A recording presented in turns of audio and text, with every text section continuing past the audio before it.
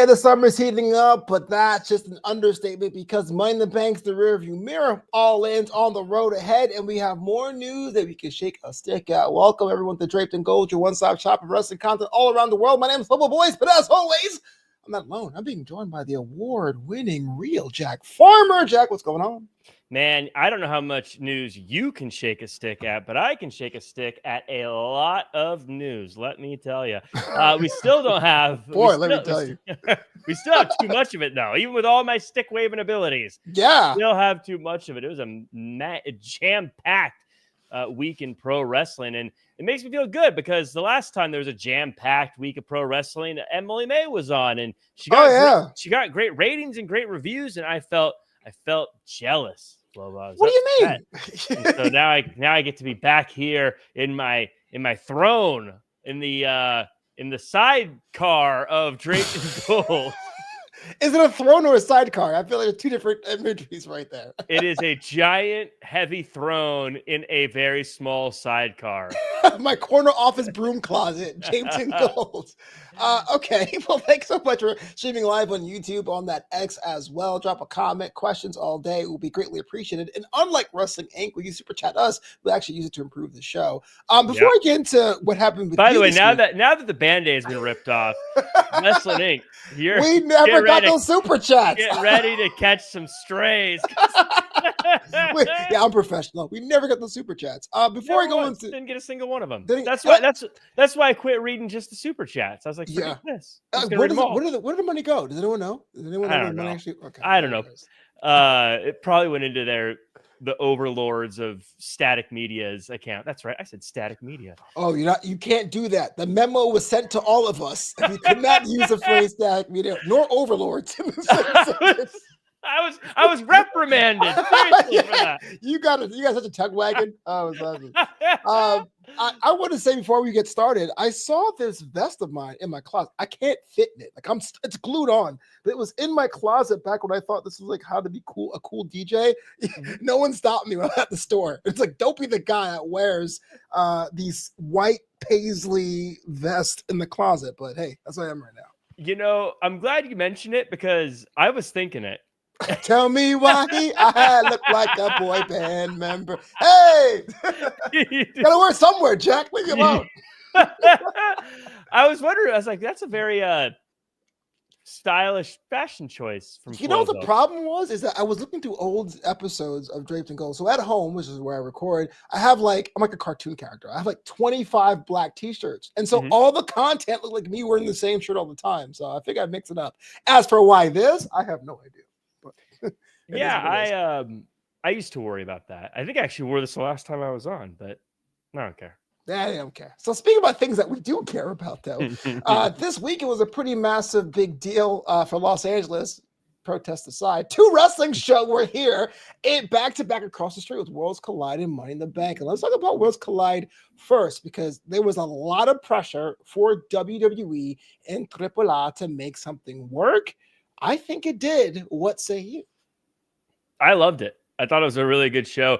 I said on social media that Lucha Libre is one of my favorite styles of pro wrestling, from the move sets to the way they wrestle in the ring to the attire they bring to the ring to the characters they bring to the ring. It's just such a colorful style. And I think when you give them a platform like Worlds Collide, it just pops off the screen. And I think that this was a very successful first run for these companies coming together. I'd love to see more of Worlds Collide. The fact that there are characters who are already stars, which we'll definitely get into in a little bit. Wheel 5 Stud, I said in a little bit. Whoa. But you're on the right path, Wheel 5 Stud. But I loved it. I'd love to know your thoughts. Yeah, well, okay, so I'm thrown off. You're asking me questions. Oh man, I liked it.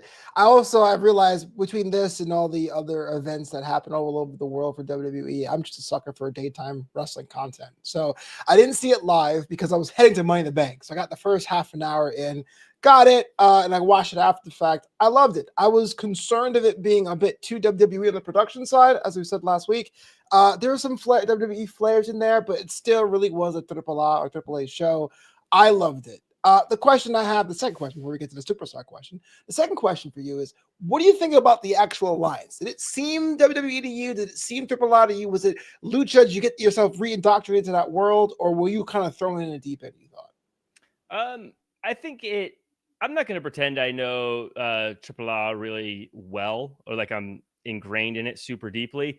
So I can't really compare how it is compared to their typical shows. I will say it felt a little different than a typical WWE show, and I think the things that people take for granted helped with that. Like I think having Corey Graves and Conan on commentary helped a lot about that. By the way, really, Cody Graves and Conan on gold commentary. medal to Corey Graves, did a phenomenal job. He did. But it sounded different. I think if you had Joe Tess on there with Wade Barrett, that would really make it feel like this is just another WWE program. If you had Vic Joseph, I mean, they're WWE has a phenomenal broadcast team. Every one of them is great, but I think by having it be Corey Graves as the play-by-play guy, and then someone like Conan from AAA, it helped. It made it feel very different, and that was a big part of it. I think having the different ring announcers helped. All those little things that I think a lot of us wrestling fans take for granted, but are so important in the broadcast of a pro wrestling program like that, I think helped a lot. I'm curious for you, Flo, but we chat about this, but I think it's something we should chat about on air. Oh no, I want your thoughts on your thoughts on that, but also how it compares to a Forbidden Door, because a lot of people have a lot of opinions about Forbidden Door. AEW's take on the Worlds Collide. What were your thoughts? How compare, contrast, good, bad, whatever? Okay, so what Forbidden Door did better than I would say Worlds Collide is that you kind of felt that there really was an even kill going in, right? It felt like New Japan was his brand. It was long more established. And against AEW, which was like a hotter brand, it can go either way. Even though at Worlds Collide, WWE won more matches than AAA, it really wasn't officially a tally, even though Conan was like totally rooted for AAA. It did feel like more often than not, the WWE talents were favored. I'm not sure why, maybe because I'm coming in with that bias. So to me, it felt more exhibition than huge event. But that said, to give Worlds Collider credit, they were very good at reestablishing why AAA was important as a promotion. And I'm not sure if that's a commentary thing or a promotion package thing, but when Aerostar and Octagon came out, you knew why we gave a crap about Octagon. Like that's something that's super important, even though it was a 6-man tag. You know how much I love 6-man tags. I don't. Yeah. So I think I give them credit for that. So I actually like the balance of it all. It was unclear whether or not it would count like a Survivor Series, whether it was point tallies or not. But for the show, and it being in the morning show, was pretty dope. Yeah, I did notice Conan was definitely trying to keep score of which company had more wins, and it almost felt a little uncomfortable for Corey near the end, where it was like WWE was quote unquote was up 3-1, and you could tell Corey Graves like, you guys aren't quit bringing this up. We're like WWE's going over, pal. But it's my company, brother. So if that there was a moment there where it felt a little like you could tell Corey Graves was trying to like veer away from what the actual score was. Right. But I thought they did a great job. And I think also the length of the show, frankly, helped it. Of course, we've bemoaned the length of some AEW shows, but I think Worlds Collide being a shorter show like it was in the morning made it feel fun. It felt crisp. You were in, you were out. It was a good time. It wasn't something, I think if they went on 7 hours, I'd be like, okay, I'm over it. I'm not into it anymore. Where this was like, oh, this is a fun show to watch. So up until this weekend, if you would have asked Mexican and non-Mexican wrestling fans who were the face of AAA was, you could say Vikingo. He had a very long title run in the past, and he's now the AAA Mega Champion and winning the title from nobody in particular. But there's also a big swell behind Psycho Clown. But after this weekend, it was all about one man. This guy isn't even all man. He is part Iguana. Mr. Iguana, breakout star of the weekend. Did you see it coming? And are you glad that somehow we have a new character in the WWE ranks as being someone we want to see pushed? I absolutely did not see it coming. when this show started. In fact, I was excited for some of the other names like Aerostar to blow up or Octagon to blow up. They were the ones, I think, like a lot of people, Psycho Clown. I was like, oh yeah, people are going to see him and they're going to go nuts for this character.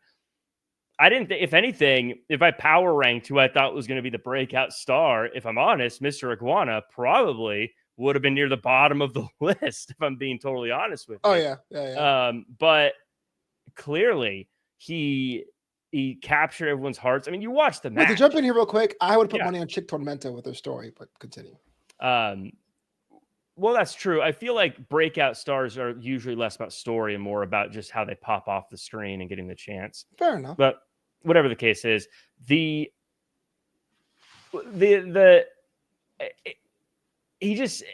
it shows that, and I'm trying to find a way to say a thought that you actually had without just blatantly stealing your thought. You do all the time, Jack, stealing. I'm trying to rip up a thought you had, but in a nice way. You told me this, and I'm trying to say it back in a way that sounds like it's my idea. Just do it. Without you realizing I just stole your comment. But why don't you say it? You know what I'm talking about. Yeah. It's about what trainers. Right. I would say every indie trainer should look at Worlds Collide as an example of, well, less is more. Because Aerostar and poor Cruz del Toro is corkscrewing plancha to the cows come home, but yet everyone's talking about a guy with a fake iguana.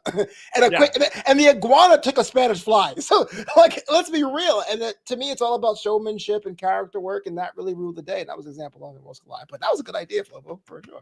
Yeah, well, it's a good point, too. This is a side point, but it goes together. Is a lot of people say they read results or they read about something and they'll make a decision about it. And Mr. Iguana is a perfect example of why you can't do that. Because I think if you had told most wrestling fans, there's a guy called Mr. Iguana who paints his face to look like an iguana, and he has a puppet iguana with him that wrestles with him, you'd say that is the dumbest thing I've ever heard in my life. But if you watch this show and you watch that match, you're like, this guy is entertaining. I want to see him have matches with all sorts of people. This is fantastic. And so, again, I think it's just a good example for people who are like, oh, I read the results. It looks stupid. Stop doing that. Watch the show, because you never, like, things don't translate on paper, or I guess nothing translates on paper. Things don't translate on your iPhone screen the way it would translate on your television screen. I read that badge. Shout out to Ricky Sinclair. Fins up. It says Lindsay Dorado should get some flowers, which is, by the way, Lindsay's officially on the Evolve brand and also working as a trainer. Lindsay stole the show, he says. Ricky continues. He wrestled an effing puppet. Whoa, potty mouth. Wow. What are you doing? Are we allowed to say that on YouTube? Apparently not. But it's a great point, though. Like, that moment, and it was great, by the way, Lindsay Dorado, to his credit, he didn't just wrestle the iguana. He took a Spanish fly from the iguana. Like, what a great move choice to take from the iguana. He could have just acted like he got hit or punched or even body slammed, but a Spanish fly by the iguana, just fantastic. Absolutely nuts. And also proving that you need some humor in wrestling too, which is kind of, we'll get to it later about the Money in the Bank discussion, but that's why when people have a lack of humor character for characters with levity, we tend to miss them a bit more, because it's like, oh, we need to laugh sometimes with this combat sport, you know? No, absolutely. Yeah, and so Worlds Collide, if you haven't seen it already, that's just going back, because I did. So just go back and see some of the moves, some of the characters, some of the stories. I try to practice my Spanish on it. I'm still a Gringo Moreno. It's fine. But I was only one of the two. Yeah, well, I mean, Moreno. I think you're a Gringo Rubio, bro. Like, I think you're pretty light skin. Before we get to the other show of the weekend, did you hear about the news about WrestleMania officially going back to Vegas? It's now official. It's a week later than previously announced for the New Orleans dates, but back to the same weekend it was before, the 18th and 19th. Jack Farmer, you got to be going next year too, right? I mean, I would think so. You know, I will probably be there. I'm so torn on this decision. One, Las Vegas. Torn on the decision to go to Vegas. So, like, on one hand, it's Vegas is just perfect for WrestleMania. It really. Fiend. Fiend. I mean, Fiend. first off, that song, can't get enough of it. Please play it more. If you can't get enough of it, trust me. Bring back the weekend, y'all. But yeah, but the city's perfect for WrestleMania week. It really is. It's perfect for WrestleMania. Perfect for WrestleMania week. I don't know if there's anyone who went there that was like, oh man, this town sucks for WrestleMania. They got to move it somewhere else next year. Like, I hate this place. It was perfect. It was the perfect place. But there's something kind of deflating about it being the exact same. It's just, it's like going out for dinner, one night and being like, "Well, this restaurant is great. What a fine meal we had." And the next day, going, "We're going back to the same place for dinner tonight." You're like, "All right, oh, Dad. I just had that. I mean, it's great, but I don't want to have it again." Like, yeah, that's when your dad's ran out of money on vacation. It's like, "You want to go back to that pizza place? It's great." Right? Exactly. No, Dad, we should go back. Yeah, and so I'm torn. It feels a little like, okay, well, I've seen that already. I've done that already. I want to see what WrestleMania would look like in a different city, even if it's a city they've been to before, but maybe just haven't been to in a long time. Like New Orleans would have been a really cool city to have WrestleMania in, or any of many cities would be cool for them to be in. They haven't been in Seattle in a very long time. That Seattle, my hometown. It'd be cool for them to go back. Oh wait, there. Now you're claiming Seattle? I thought you were the Tacoma Street champ. Which one is it, Jack? I am the Tacoma Street champ, but the Tacoma Dome ain't getting WrestleMania, Flobo. Fair enough. Go there. Even Swerve left. They burned his house down. Swerve wasn't trying to stop me either. He was like in the ring just watching. Like, right. Yeah, it's Tacoma. It happens. I actually like the idea. I think, to your point, even though everyone kind of came late to it, having the extra events and the West Coast time slot, even though some of the events were kind of stacked, I'm talking about the Hall of Fame into NXT, makes a lot more sense. Going to the East Coast for now, you would have to find a way to make all that fit. I am not sure. I know Saudi Arabia was being talked about being WrestleMania. It's only denying the inevitable. They will host a WrestleMania at some point in the future, but I didn't think next year would have been the perfect time for them. What I didn't like was the whole bait and switch, because if you're somebody who puts your flag down early to get a hotel in New Orleans, now you're like left, as my mom would say, catching your royals, because they moved it back to a town kind of like a shell game. So I'm with you on that level. At first, I can't go to WrestleMania now this year because I work the Saturday, but if I had the Saturday off, I totally would have just flew in, get the experience, maybe see, stand, and deliver, and peace out, instead of trying to buy like the main show, That's that also. Did they never actually announced? Did they announce WrestleMania in New Orleans? Didn't they? They did. It was going to be the week before, the 11th and 12th. Now it's the 18th and 19th. I was trying to remember if they actually announced it or if it was one of those like heavily alluded to. No, they had a graphic. That's right with the Rock, right? Mm-hmm. He was that's crummy, because there are people who have booked tickets probably and booked hotels and booked time off, and that's crummy. But I guess when you're on fire right now. I was waiting for that. We're still on fire, because that was from last year. But anyway, so Money in the Bank was also this weekend, talking about things that was pretty cool. Me, I'm a big sucker for graphic packages and presentation. Still love the old school 60s Saul Bass, like spies getting the briefcase thing. The show was epic. I went to Intuit Dome for the first time. It's too technologically advanced for its own good, because you need your face to get in anywhere, to do anything, to buy food, to get into your room. That's how I get anywhere anyways. Oh, yeah, really. Oh, yeah, Mr. Farmer, right this way, and get the hell out. No, show to me was pretty tight, to your point. The moment I was looking at my watch, the show was over. We got 2 Money in the Bank winners. Shout out to Seth Rollins and Naomi, and the return of R-Truth. Let me ask you first, which was your favorite moment of Money in the Bank this past Saturday? I don't know how anyone with a heart could say anything other than the return of Ron Killings. Oh, no, definitely the drone shot, dude. Heart. Oh, well, damn, that's awkward. Yeah. I mean, what a great moment. I thought the show was good. I do feel like, having watched Worlds Collide, it suffered a little bit with like, okay, now it's starting to feel like a long day by the time Money in the Bank came through. Did you watch both live? Yeah. Oh yeah, okay. So it by the time Money in the Bank was wrapping up, I was a little bit like, okay, I've been watching a lot of wrestling today. I'm kind of I'm ready to tune out. But WWE is very smart. They end it on a note that you remember that makes you feel good. So that even though I was feeling a little bit of a drag, the fact that Ron Killings came back, I was like, dude, this is great. I was pumped up. I'm happy for him. And I know we got a discussion about him in a little bit, but happy for him. And that had, I mean, how can that not be the moment? Yeah. Well, I was swerved. So the way I understand it was he wasn't released and brought back. It was he wasn't going to get his contract renewed, and then with the groundswelling of support, that kind of led to further discussion. So he never technically left. But that said, having him show up was kind of a moment where I don't pop out. I don't pop as often as my broadcast colleague Jack, but I remember going, "Oh my God, it's our truth!" I was like beating up my other half in the seat next to me. The idea, though, is that John Cena is untouchable, but John Cena did take the pin, as they say. He's got some enemies. Very murder on the Orient Express. How everyone wants to take this guy down. I'm intrigued the future opponents down the line. Yeah, I think it's John Cena. There's no shortage of opponents. I know some people have talked about maybe Ron Killings getting another shot at John Cena, maybe Logan Paul down the line because they weren't getting along very well. He's only got how 18 many dates? 18 dates?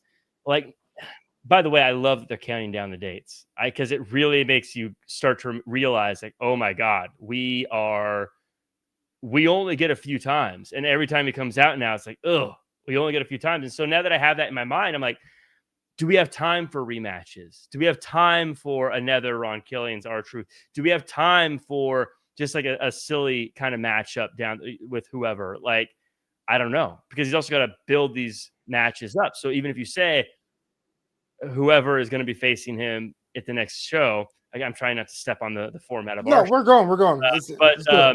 but like even that, like, oh, shoot, okay, that's one. That's going to probably take up 3 dates to build plus the match itself. That means, I mean, realistically, he's probably only got 4 matches left.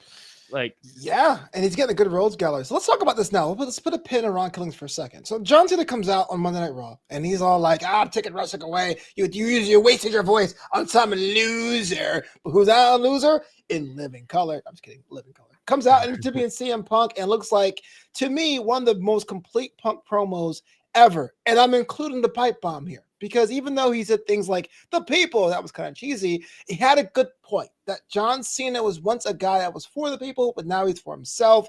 It's looking like Punk and Cena at Night of Champions. However, Night of Champions takes place in the Kingdom of Saudi Arabia. CM Punk has been adamant about not performing in that country or kingdom. Do you think it actually happens in a couple weeks? It's hard. It's hard to say. Like, my gut wants to tell me no.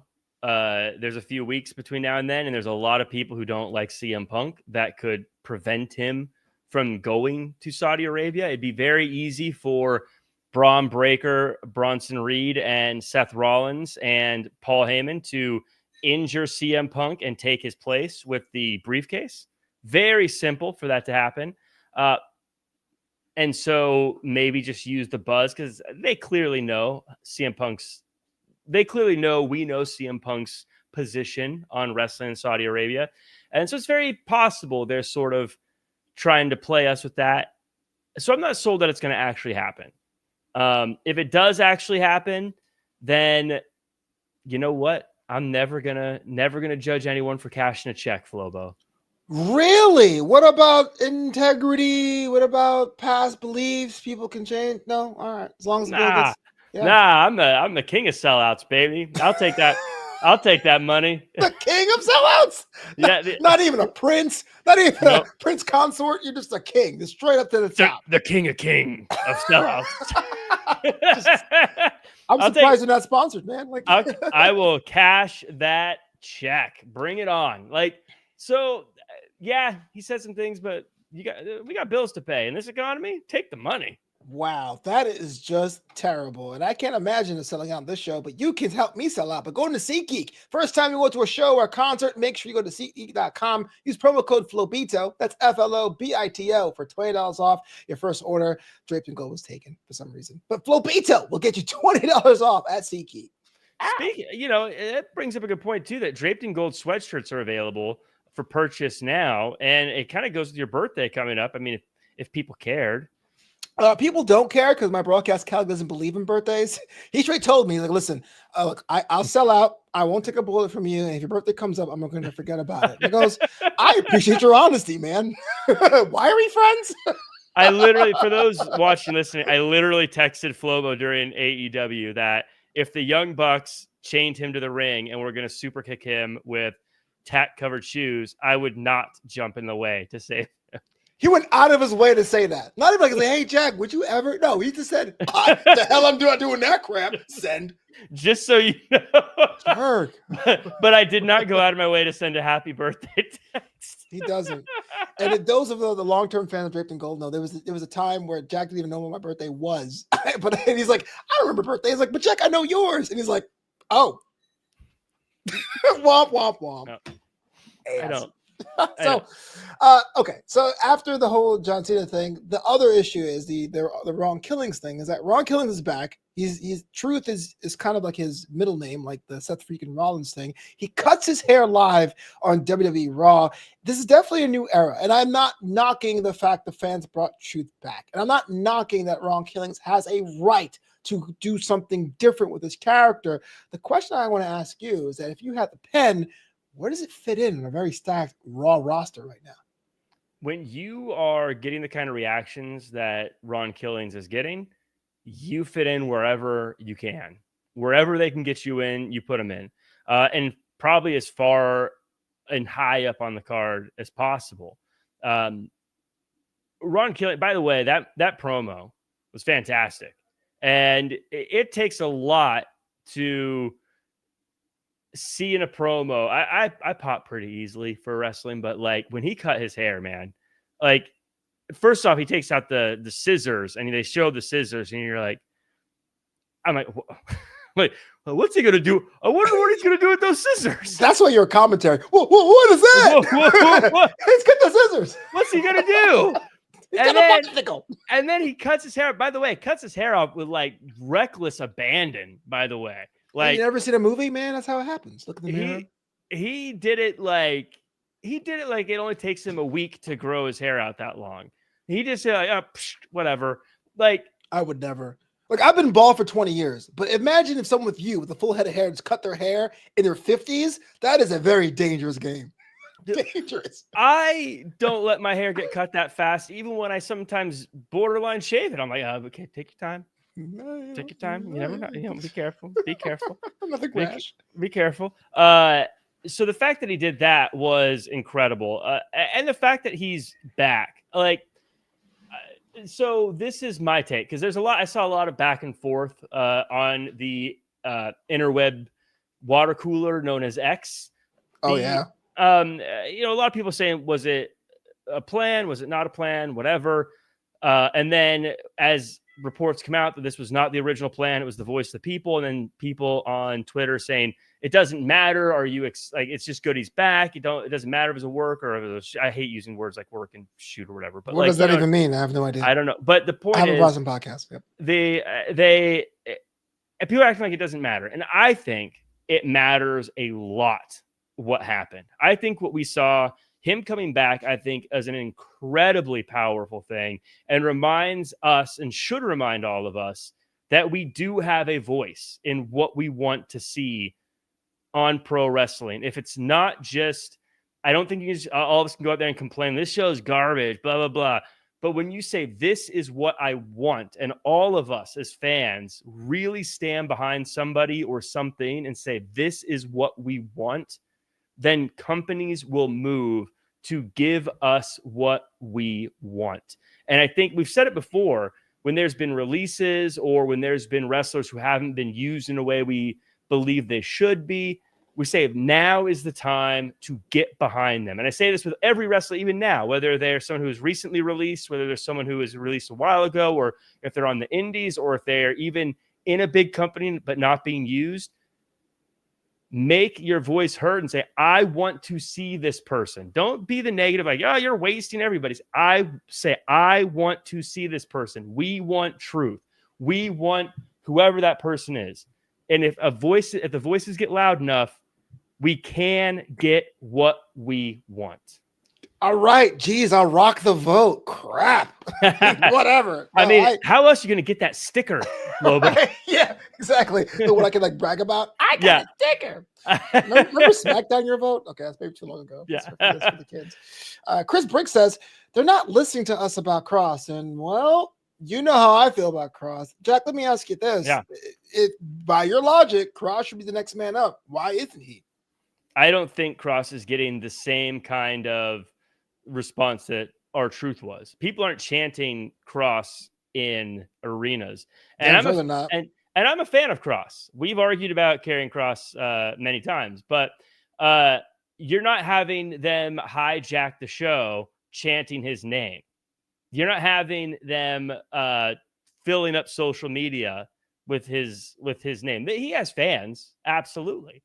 But it's a different level. I think we'd all agree. I think even Cross would agree that it was at a different level. Talking about different levels, in the modern WWE era, it seems that a title win lasts about a year and change. But Jey Uso has a 51-day title reign to his name. His match against Gunther was the main event, and he got tapped out by the ring head of Raul. Austria has the champion once more, and it's Gunther. Jack, people said that Jay's run was a failure. People say a transitional champion is what they weren't expecting. Jey Uso had such a ride in 2025. Has to be in that positive, right?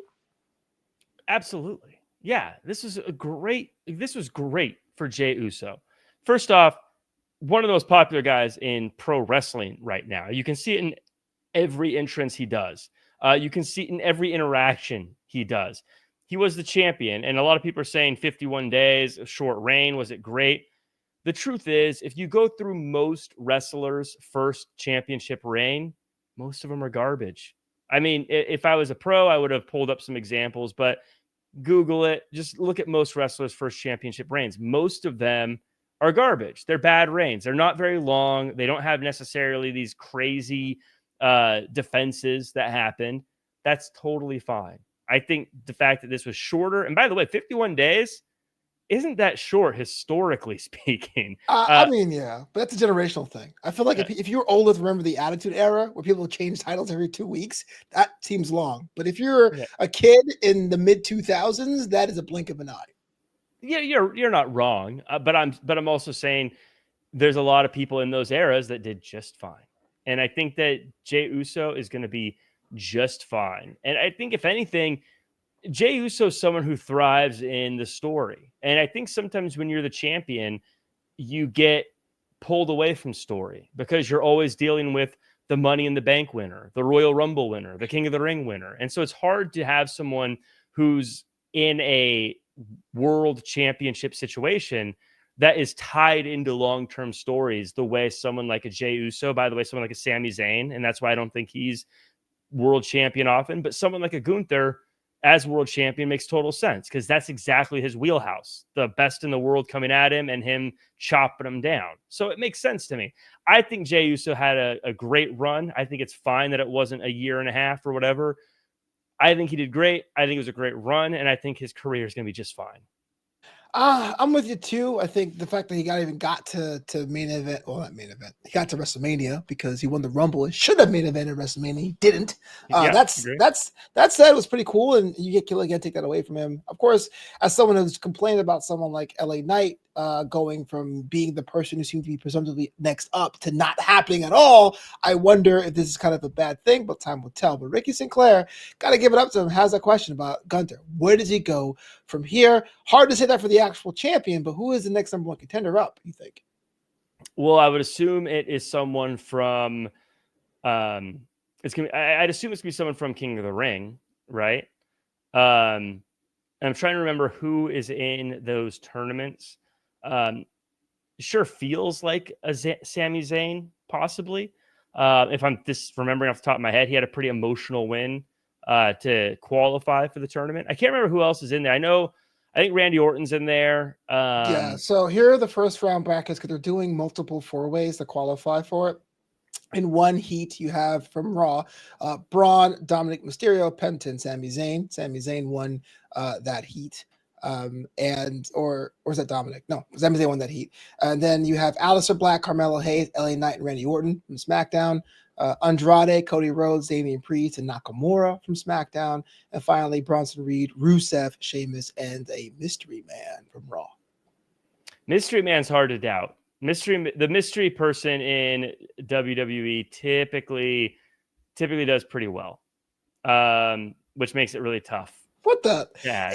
You always predict Vacant's going to win the title. You always predict Mystery Man's going to win any kind of match. What the hell's going on here? I think that's exactly it. It's the mystery. I think it's the mystery person. Oh, okay. Yeah. Is it Mr. Iguana? God, I hope so. Really? I mean, no rhyme or reason. Mr. Iguana, you going to Saudi Arabia? Man. By the way, I did just some quick lookups, and people like Bret Hart, his first reign was 1 day. Undertaker, 6 days. John Cena said his first one was 1 day. If I'm looking at it, so real quick, so a lot of folks had short reigns. Yokozuna had a short reign. Obviously, that is a different era, man. That's my point. I think like Roman Reigns was 77 days. Look, the quick reigns in the modern era. I'm thinking Trick Willie was North American champion for 71 hours. That's a quick reign. Yeah, right? It is. But that doesn't happen often. I mean, yeah, but it's unfair because going back, this last era has only had like 2 WWE champions, and that's Cody and Roman. No, I mean from say 2010 on. What's that been a short reign from 2010 on? I think that's fair. Roman Reigns, 77 days.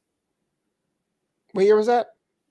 I got to look it up again. Okay, whatever. Point being, Roman Reigns didn't win it in 2009. I'm sure. Fair enough. Okay, maybe I'm just an old man getting my dates all conflated, but I kind of like 2015.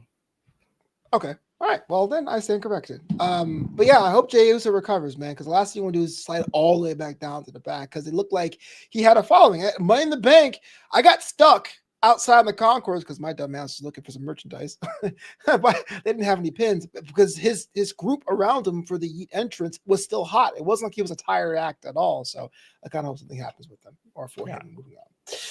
We got to move on over to AEW Summer Blockbuster. We're actually, as we record this, in the second half of it. I think it's being branded as Collision, but the first half had some news and notes that really put a little question mark on the end of my sentences, especially this unification deal. Okada and Kenny Omega are going to be in a match at All In, which is pretty awesome. It was Wrestle Kingdom's main event a couple of years back, but Okada's Continental Championship and Omega's International Championship are both on the line.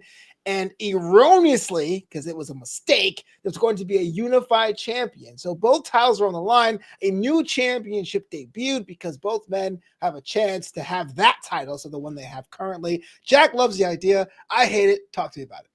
Yeah, by the way, I want everyone in the chat and everyone in the comments to weigh in on whether or not you think it's a good idea to merge these 2 titles in AEW into one title.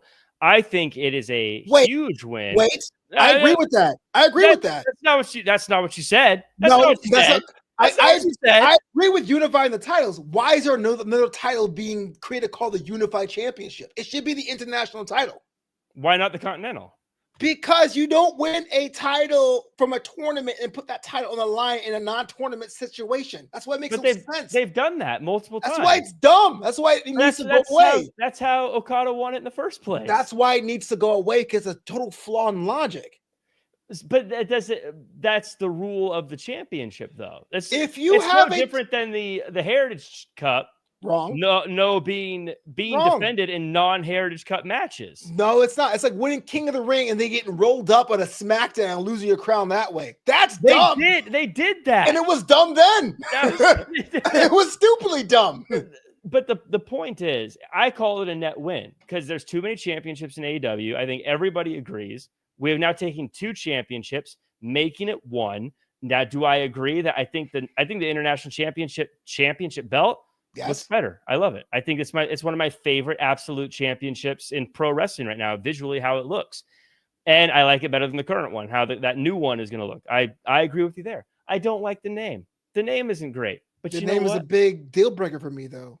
But you can't call something unified if it's a secondary title and the TNT title still exists. It's not unified. It is unified. It's not unified for that division level because the TNT title still exists. Those two divisions were just unified. That's literally what they're doing. Right. I think the name is dumb, but I still call it a net win. It is not a net win because they decided to come up with another title design, so they didn't really need to do that. Just say one title is going to be one of the two and have that be the international title. So you would rather they keep two separate divisions with two separate champions? I rather the winner gets the international title and that be it. That way you can erase. You can erase the unified title crap design. You can get rid of that stupid loophole of winning a tournament or winning the guy who won the tournament and have a title for division. But to call it unified title is dumb. To have a continental title is dumb. Both are dumb.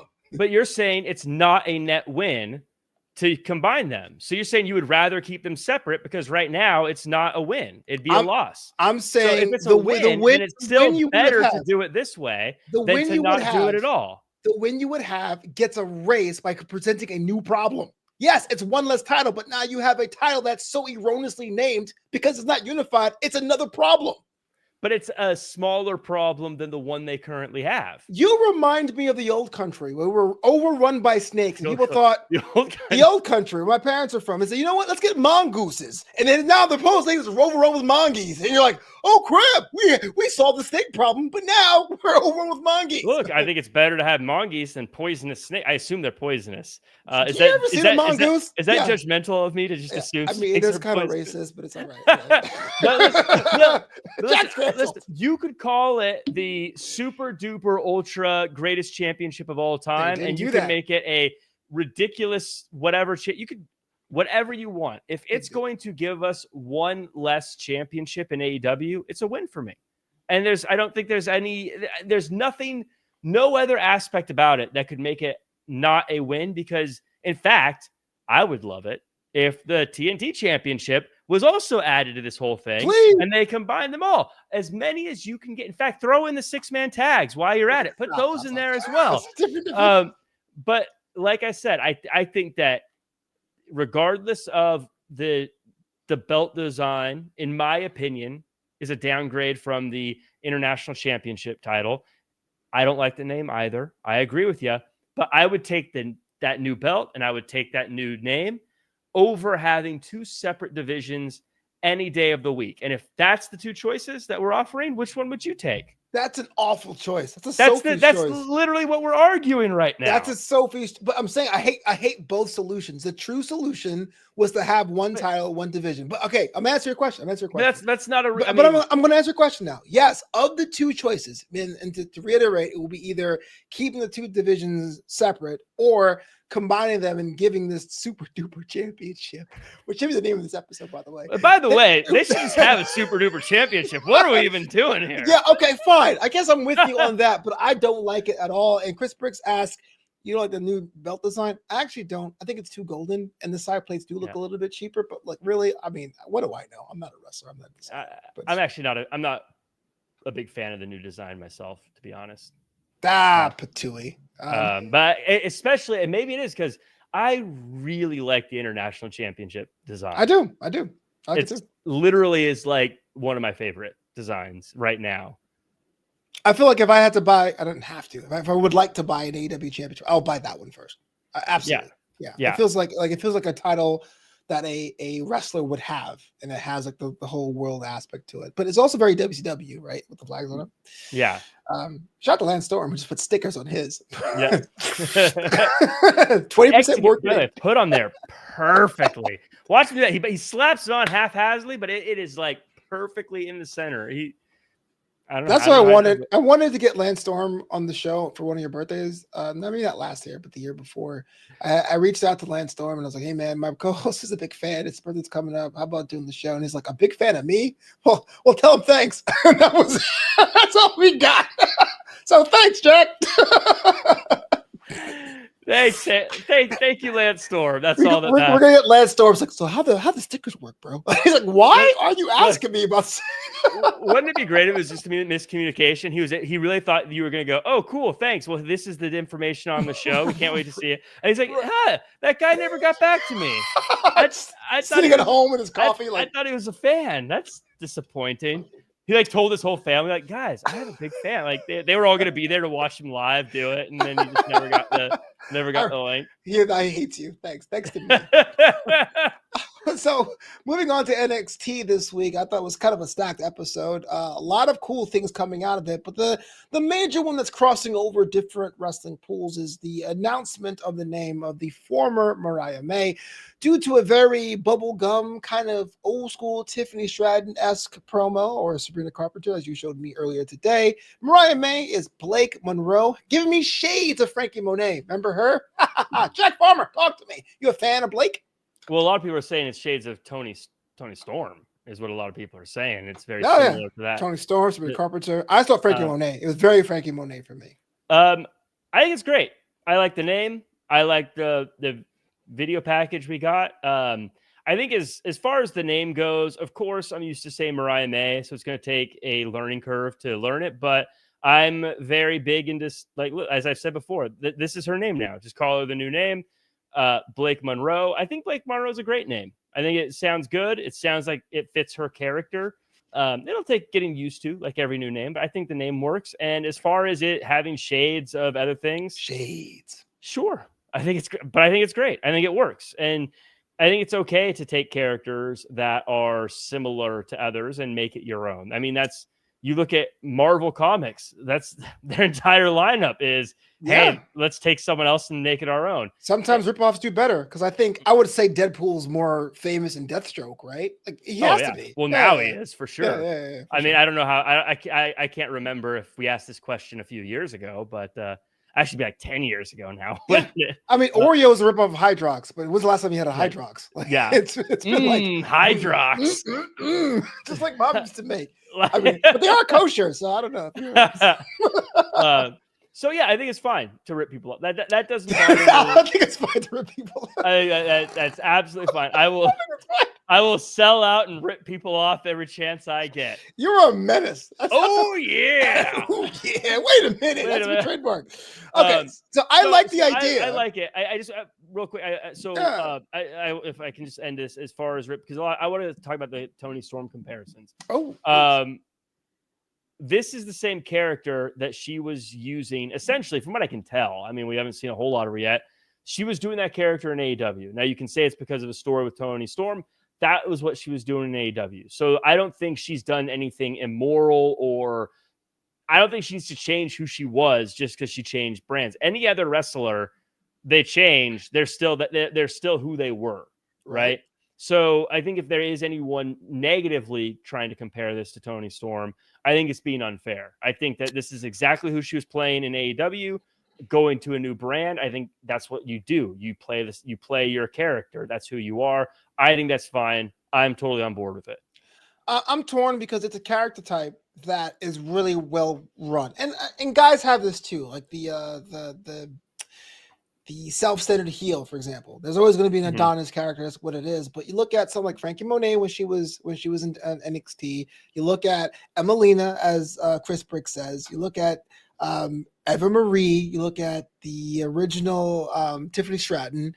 It can get very cloying, and so I think I'm on board. There's only one promo, right? She really have a thing in stage, but she has to find a way to make that hers in a way that doesn't sound like she's stripping off Tony Storm. It doesn't sound like she's like running back Tiffany Stratton 1.0 again. Yeah, that's very fair. I do think that's very fair. I think she'll find a way to make it her own. I think she did phenomenal in AEW, and she was literally doing a character similar to another character on that show that she was in segments with, and I think she did a good job making her on her own. I think she's going to be great. I think she's going to do very well. And much like a lot of people who jump ship one way or the other, I think that it won't be long before she's just her own self and she's Blake Monroe, and we're not bothered about the change anymore. Blake Monroe. I mean, like Vince McMahon used to say, and remember him, you want to have a name you can chant. I could chant Blake Monroe. I mean, I like it. I want to make sure that I know what kind of glam we're getting. So Yeah. But that's just me. Yeah. So, just quick thoughts. It's not on the rundown here, but just a quick little 10-second thing about the culling, man. Just getting Brooks Jensen knocked out. Izzy Dame seemed like she's like going up the ranks. Is she a leader? What's going on with that? I don't know yet. Yeah, fair I enough. don't know. I don't know that the Brooks Jensen getting kicked out seemed kind of random, and I don't know if they just changed plans for him or whatever. But it did seem kind of like, oh, you just kind of got going in this group. I don't know. Yeah. Maybe I wasn't paying close enough attention, but I didn't really notice that there was issues until then they showed the video package of all the things he was, rolling his eyes and stuff. But I don't know. Maybe they just feel like there's a better tag team with the two instead of it being a group. But yeah, I don't really know what to think of it yet. I guess I'll have to see what Brooks Jensen does. Yeah, absolutely. And that's a question I have burning. If we had an NXT centric show, I have a thing called burning questions. I go into NXT things like Tavion's height shirt. I want it. It's orange. It's different. Props to him. But the big story NXT this week, as we writing this down, this week's episode of Draped and Gold, is that NXT title match. Obafemi, the ruler, was attacked in the parking lot back when you thought the parking lot was safe. Before he got started, broad daylight. I mean, getting to slam against the car, breaking that glass. I hope that wasn't your car, Jack. Jasper Troy put his flag down, saying, yes, I'm LFG, but I'm also here and I mean it. And I can tell you this. We've seen Obafemi in these matches for almost 2 years now. This is the first time I felt like a complete performance from someone who had a very good chance of being the NXT champion, but Oba prevailed. Jack, I mean, just Jasper Troy arrived. Is Oba still on top of the mountain? Talk to me, baby.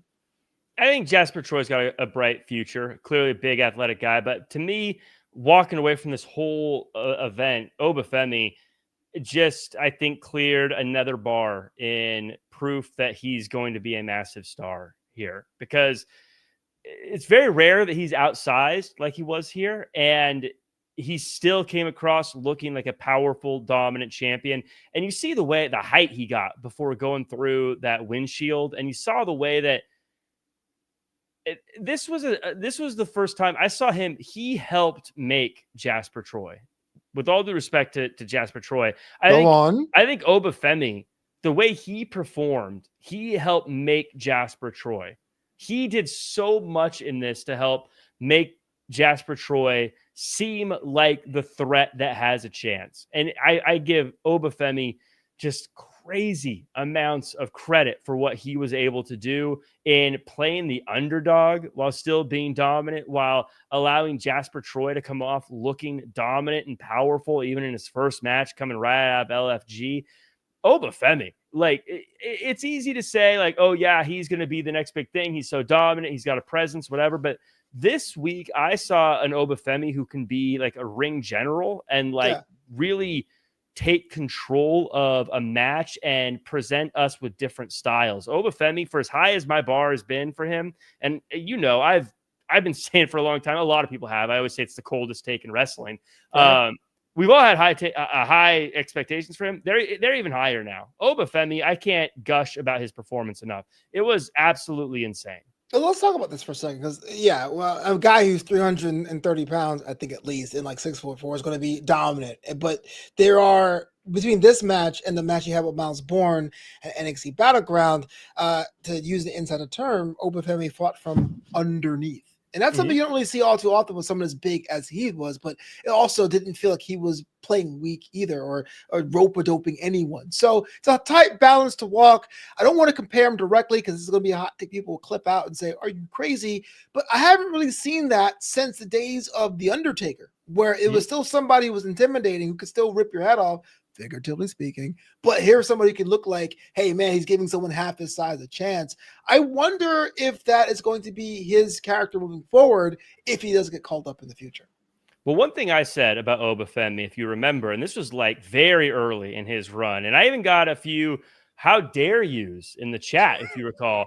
But I compared him to Samoa Joe, and I still You did. He's got a he's a casual dominance about him, but like Samoa Joe, he can make people look like they're very good when he needs to. And man, I think that Obafemi is really, really something special. And I just can't wait for him to be on the main roster and seeing him mixing it up with a lot of other characters, especially after this match. This was probably of all the matches I've seen of his, the one that really jumped out to me the most is this guy is everything you want. This is the guy. He gets it. He gets it in ways that I think a lot of other wrestlers don't. And he can, like I said, he can make someone who is relatively new look like an absolute star, not just because the guy is huge, but because he can make him look like a star. There are guys as big as Obafemi that would not make Jasper Troy look as good as Obafemi did. Kind of a unfair question for you, but I love asking unfair questions. But if you get called up Obafemi to the main roster, and I just picture him being a raw guy, I'm not just me in my head. Do you maintain the ruler persona, or you do something else? And I ask you this because I felt like when Bronson Reed was in NXT the first time, he really was like this force of nature. He was this human kaiju. Yeah, his theme song still is the same, but now he's a guy in a suit wearing sunglasses doing some henchman work. I mean, is the mystique tied to the character of Oba, or do you think he could persevere off of that? I think you don't change anything. I think you keep him. This is working way too well. I think this is pitch perfect. I'd keep it exactly the same. I mean, obviously, when he first arrives, I'm not really big into guys showing up in day one being like a world champion or anything. So obviously, he's got to start and have some matches with some of the lower card guys, maybe get to that mid card level and work his way up. That's just how I prefer it. But I think having that attitude and having that presentation, I wouldn't change a thing. I would have him keep the accent. I'd have him keep the ruler. I just don't mess with it. Yeah, I think that would totally be a good character for kids to buy action figures for, right? Growing up, like the Ultimate Warrior was like, don't change him, don't put him in a hat, don't change his name, right? Just make it rock. Well, can I ask you a question about this match real quick? Do you know what happened with that final count? That I watched the video back, I couldn't figure it out where he Obafemi pinned Jasper Troy, but the ref didn't make the full count. But then he just did the move again. Do you know what happened? I don't know if anything happened backstage or on the case. Shout out to senior ref official Adrian Butler for this one. I do think it's just him trying to call it down the middle. And when you're a referee, you understand there's more cameras looking at you. Jasper Troy's shoulder was up, not because of like him kicking out. I just think because he's just a big pile of beef. No bread, no water. And so I feel like he had to call it up because the camera was behind him. That's why we did the spot, but I don't know if it was like an injury thing. I'm just speculating here. Yeah. I don't know. That's why I was asking, because I know there had to have been a reason, is why I asked, because that's a weird thing to do for to mess up. So I'm just curious if that was something that was out there. I'm kind of dating myself, but I go back to one of my favorite matches. It was Rock, Kurt Angle at No Way Out 2001, and Earl Hebner missed the count. And then Rock looked at him, and then Rock bottom Kurt again. I was like, get it right this time. And he pinned him. And I was like, yeah, that's my Dwayne. He was that way back then. So dumb. Wow, man, we did it. 185 episodes of Draped in Gold. Kind of a quick announcement on my end. I'm going to be gone for the next 2 weeks, but this guy... I know. Well, I can tell where I'm going if you care. But Jack Farmers. Well, next week I'm covering the Rickwood game on Juneteenth. This is where every year they have the Negro League Classic. It's a salute to the Negro League. I'm a big baseball guy. Heading out to Birmingham with a Black Baseball mixtape crew to cover that game. I'm going to make sure I get an autograph by CC Sabathia. And then the following Wednesday, not next Wednesday, the Wednesday after is my birthday. And so I've been told it is. Oh, huh. Every year I say this. Remember, my half birthday is called Christmas. Waka, waka, waka. No? Doesn't ring a bell. I know your birthday, Jack. Anyway, so Jack Farmer's going to be in the catbird seat. So I ask you from the bottom of my heart to terrorize him the entire time. It'll mean the world to me.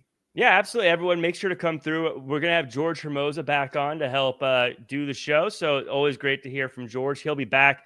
But then also I'm going to be running the show in 2 weeks because you're going to be gone again. I can't remember why.